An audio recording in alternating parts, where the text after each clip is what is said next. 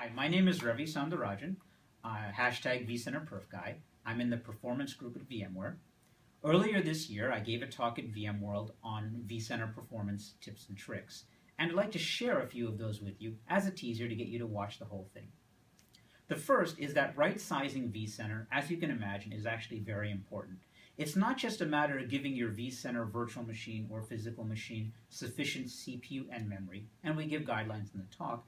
It's also a matter of giving it sufficient I/O, because with various services within the vCenter appliance or on vCenter, we have to make sure that we're not bottlenecked on I/O. So that's tip number one, right-size it and don't forget about I/O. Tip number two has to do with the database. Now you're all aware that your database needs to be given sufficient CPU and memory and probably should be given a decent amount of I/O to handle the traffic from vCenter.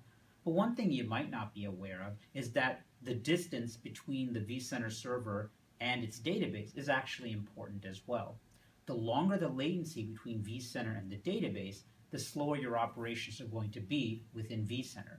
Informally, I've done experiments where if that distance is 10 milliseconds or more, you start to see differences in the performance of your operations, but of course your mileage may vary. The third thing that I wanted to point out has to do with the web client. All of us are looking for ways to make the web client faster, and in future unspecified releases we're making a lot of different optimizations, but imagine you're on vCenter 5.5U2 and you want to have a better experience with the web client. Let me give you a few tips. The first is that informally we have found that Chrome performs better than Chrome and Internet Explorer seem to perform better than Firefox. So if it's an option for you, please go ahead and use Chrome or Internet Explorer instead of using Firefox. Another thing that we've noticed is that if you have the option, try to invoke the web client in the same geography where your vCenter server and where your web service is running.